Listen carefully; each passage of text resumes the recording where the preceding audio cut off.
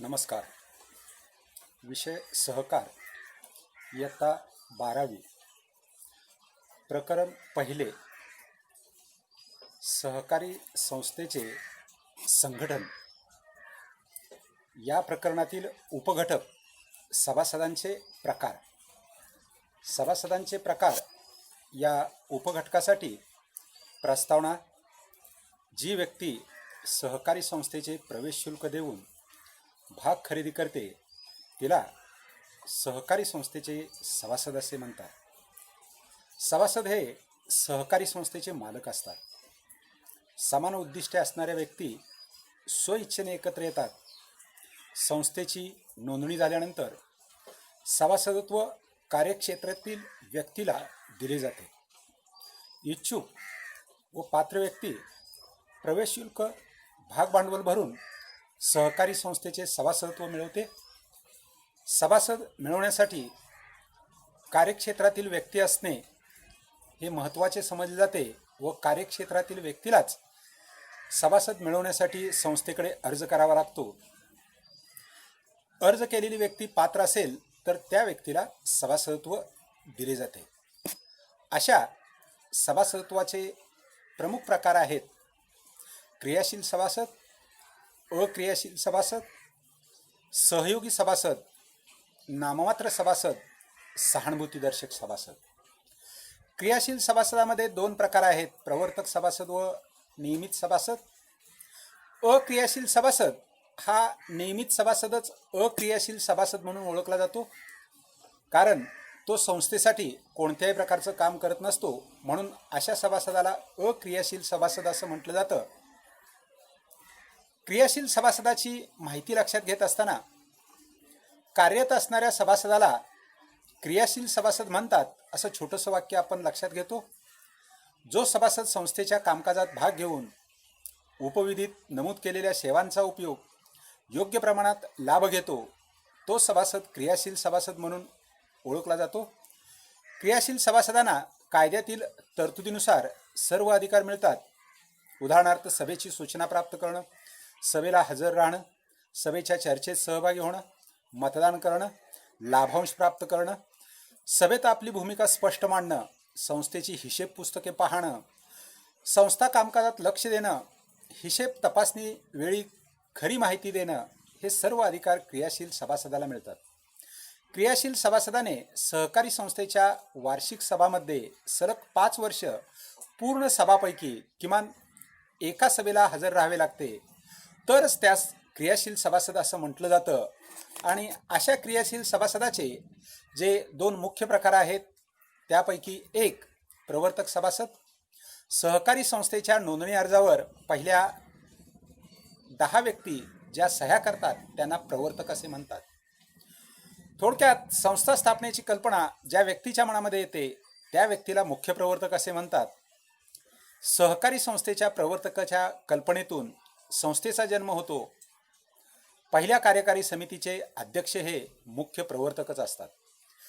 त्या प्रवर्तकाच्या प्रोत्साहनामुळे सहकारी संस्था विकसित होते. संस्थेचा लाभ समाजाला, गावातील सर्व स्तरातील लोकांना होतो. प्रवर्तक सभासद जितका कार्यक्षम तितकेच त्या संस्थेचे कामकाज चांगले होते आणि त्याचा फायदा समाजातील सर्व घटकांना होतो. म्हणून प्रवर्तक सभासद हा महत्त्वाचा क्रियाशील सभासदाचा प्रकार आहे. क्रियाशील सभासदाचा दुसरा प्रकार नियमित सभासद, ज्याला सामान्य सभासद असे म्हणतात. जी व्यक्ती सहकारी संस्थेच्या सभासद पात्रता व अटीची पूर्तता करून भाग खरेदी करते त्या व्यक्तीस नियमित सभासद असे म्हणतात. भाग प्रमाणपत्रावर पहिल्या क्रमांकावर नाव असलेल्या सभासदाला नियमित सभासद असे म्हटले जाते. नियमित सभासदाला सामान्य सभासदही म्हणतात. या सभासदांना कायद्यातील तरतुदीनुसार सहकारी संस्थेमध्ये जास्तीत जास्त अधिकार मिळतात. सभेची सूचना प्राप्त करणे, सभेला हजर राहणे, सभेच्या चर्चेत सहभागी होणे, मतदान करणे, लाभांश प्राप्त करणे, सभेत आपली भूमिका मांडणे, संस्थेची हिशेब पुस्तके पाहणे, संस्था कामकाजात लक्ष देणे, अशा प्रकारची सर्व कामे या नियमित सभासदाला करावी लागतात किंवा तशा प्रकारचे अधिकार त्यांना प्राप्त होतात. नियमित सभासद जेवढा कार्यक्षम असेल तेवढा लाभ त्या सर्व सभासदाला व इतर सभासदांनाही मिळतो. अनेक सभासद स्वतःबरोबर इतर सभासदांना प्रगती करताना मार्गदर्शन करतात. त्यामुळे सहकारी संस्था प्रगतीचा विशेष टप्पा गाठते. ते श्रेय या प्रकारच्या क्रियाशील सभासदांनाच असते. म्हणून नियमित सभासद हा क्रियाशील सभासदामधील अत्यंत महत्त्वाचा प्रकार आहे. ब. अक्रियाशील सभासद. जे सभासद सहकारी संस्थेच्या मागील 5 वर्षात एकाही वार्षिक सर्वसाधारण सभेला हजर राहत नाहीत, त्या सभासदांना आपण अक्रियाशील सभासद असे म्हणतो. मागील 5 वर्षे उपविधीत नमूद केल्याप्रमाणे सहकारी संस्थेच्या कोणत्याही प्रकारच्या सेवेचा लाभ घेत नाहीत, अशा सभासदांना आपण अक्रियाशील सभासद असे म्हणायचे आहे. अक्रियाशील सभासद संस्थेच्या उपयोगी पडत नसतात. असे सभासद स्वतः व इतरांनाही संस्थेचा फायदा होऊ देत नसतात.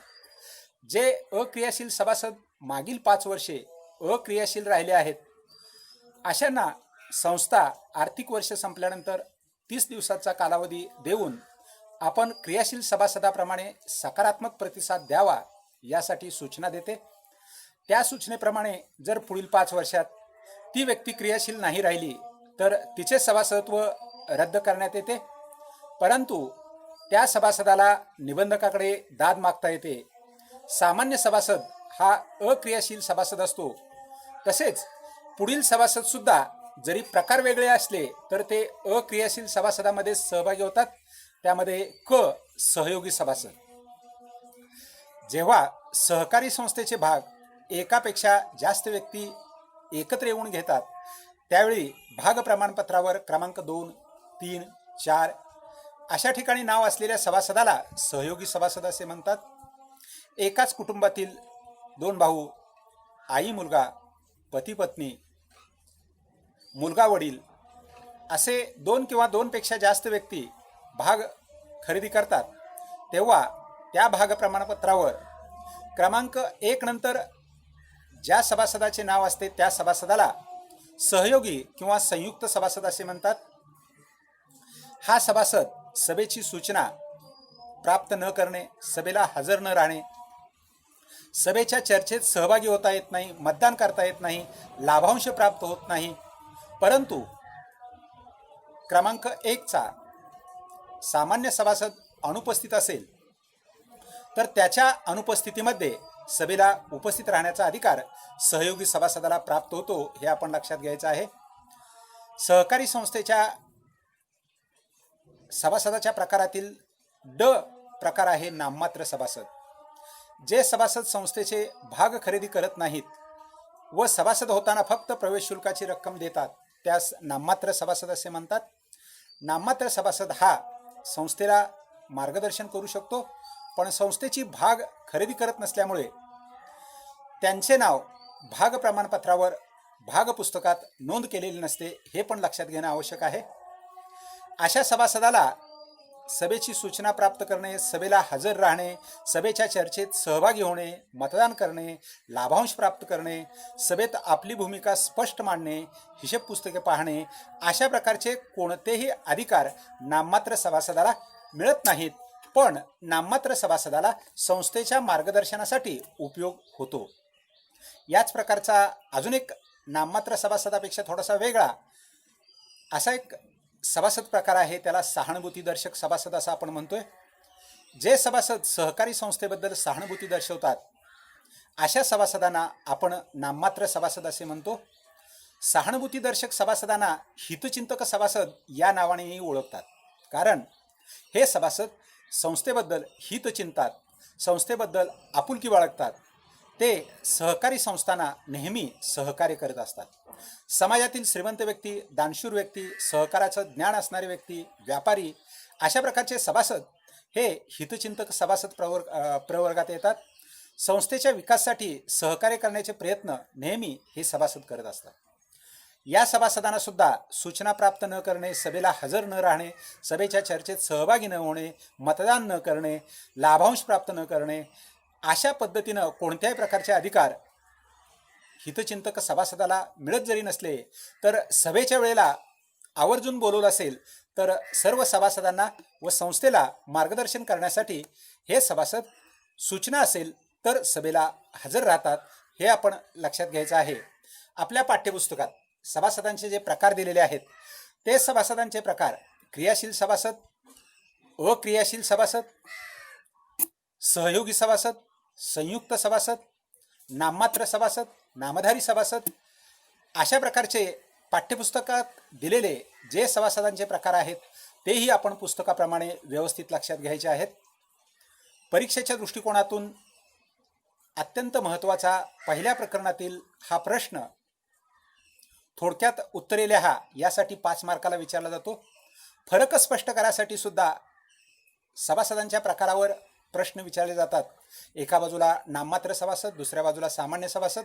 तर त्या दृष्टीने सुद्धा हा सभासदांच्या प्रकाराचा प्रश्न आपण तयार करायचा आहे. या प्रकरणातील असणारा हा घटक आपण सर्वांनी व्यवस्थित अभ्यासावा असा आशावाद व्यक्त करतो आणि या ठिकाणी थांबतो. धन्यवाद.